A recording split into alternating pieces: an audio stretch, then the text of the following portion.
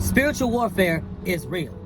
I know people say, yeah, spiritual warfare is real, but no, I'm telling you from experience, spiritual warfare is real. And as Christians, we have got to stop being comfortable in the middle of spiritual warfare. Now, I had a dream back in like 2006. I was about 20, going on 21 years old at that time. And I say dream, I put quotes on it because I know that was not a dream, okay?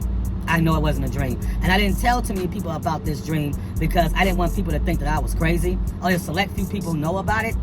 But not too long ago, I say about a few months ago, I ran across Philip Anthony Mitchell's, one of his sermons, and he started talking about the dream that he had years ago. And pretty much my dream and his dream was pretty much identical. It's like, wow, like I thought I was the only one, but no. I was wrong. I wasn't the only one. I'm going to share it with you all. So at this time in 2006, I was in the Navy and I was married at that time. And I was in my bed sleep. And then next thing you know, I started walking around in like this dark void. It was just darkness. There was no light, just all darkness. And next thing you know, I started to feel this terrifying, bone-chilling feeling. It was terrifying. And I couldn't wake up. Could not wake up. I could tell there was evil all around me.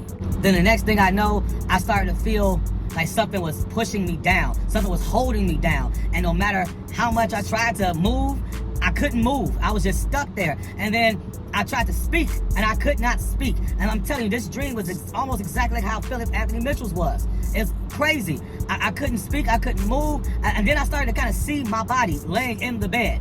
Like, that's how I knew, like, this is not a dream. I could not get up for nothing.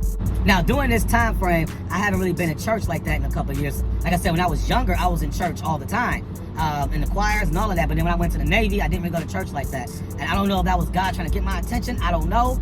Please tell me in the comments. But as I'm going to continue this story. So like I said, I couldn't move. I couldn't speak anything until I started crying out for the blood of Jesus.